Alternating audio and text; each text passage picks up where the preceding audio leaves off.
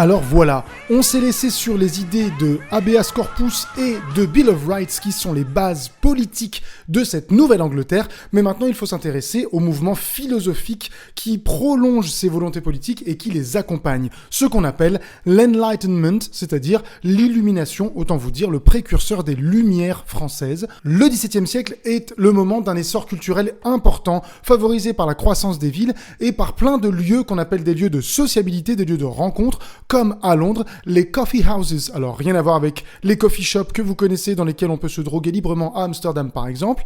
Les coffee houses, ce sont des auberges à Londres où les banquiers, les négociants, les penseurs du quartier financier de Londres, c'est-à-dire la City, se retrouvent à l'époque.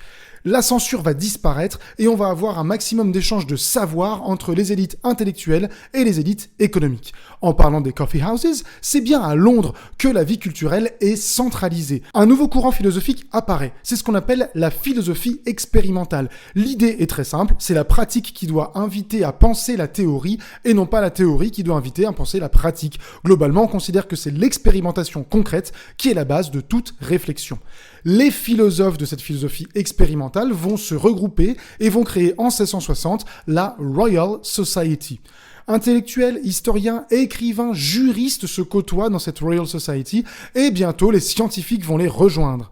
Un certain Isaac Newton y publie ses premiers travaux sur la lumière. C'est toute cette effervescence et ce bouillonnement intellectuel qui vont donner ce qu'on appelle le pragmatisme à l'anglaise. Le pragmatisme, c'est une logique, une doctrine, un mode de pensée selon laquelle n'est vrai que ce qui fonctionne réellement. Être pragmatique, c'est dire j'attends de voir si ça fonctionne et je pourrais considérer que c'est une bonne solution ou que c'est un objet véritable.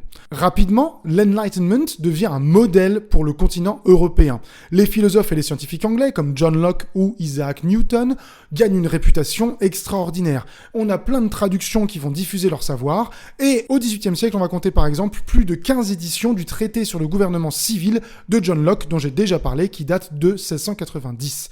Par ailleurs, la presse britannique va influencer l'Europe par sa liberté de parole et va se revendiquer comme porte-parole de l'opinion publique. Un certain Voltaire, qu'on connaît, qu'on a déjà vu avec les Lumières françaises, découvre l'Angleterre entre 1727 et 1729 et il va louer les mérites du modèle anglais dans ses lettres anglaises qui datent de 1734.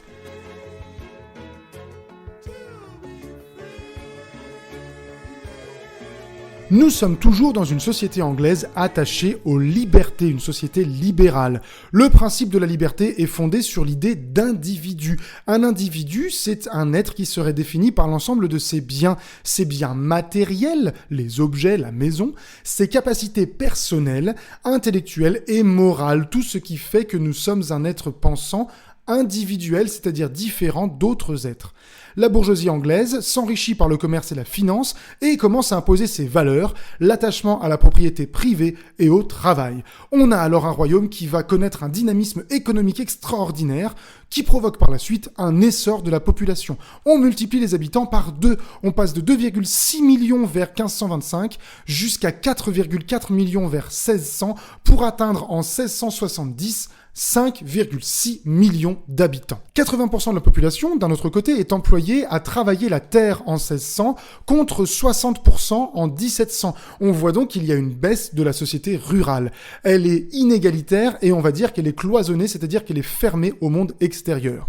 Il y a une hiérarchie sociale, une forme de pyramide sociale, au sommet de laquelle se trouve la noblesse, c'est-à-dire les lords, qui disposent d'un titre prestigieux et d'une richesse considérable, notamment appuyée par la possession de terres, la propriété privée, vous l'aurez bien compris. Les lords s'adaptent également aux nouvelles activités, par exemple le grand commerce atlantique. Une noblesse moins prestigieuse que les lords, mais tout aussi importante et très présente, on a la gentry, G-E-N-T-R-Y. La gentry, ça regroupe les chevaliers, ceux qui se battent. Le mode de vie de la gentry est très proche de la haute noblesse des lords, grâce à ses revenus importants, issus des propriétés privées, des propriétés foncières privées, à savoir les terrains que l'on possède.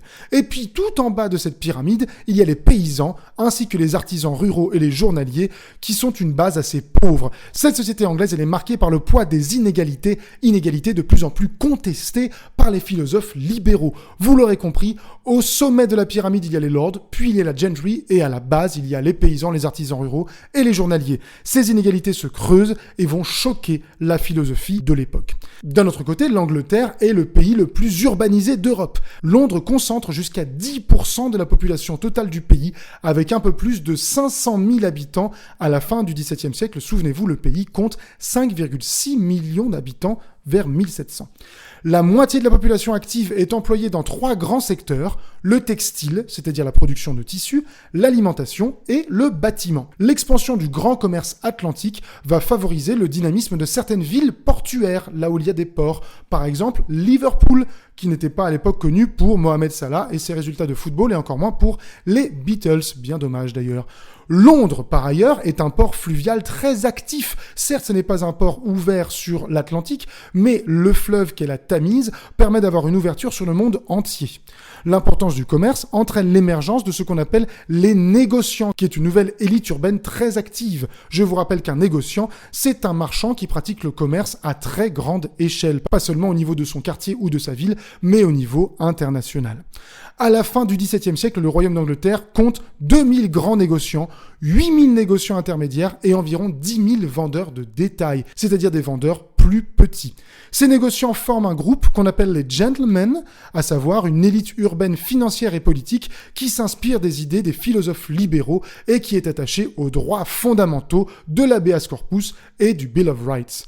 Ces gentlemen, ils se distinguent par leur culture particulière, ce qu'on appelle la politeness, qu'on peut traduire par la politesse. C'est une culture qui mélange les savoir-vivre et les savoirs professionnels dans une idée de bien commun de la nation à préserver. Bref, vous l'aurez compris, cette société anglaise, elle est en plein changement.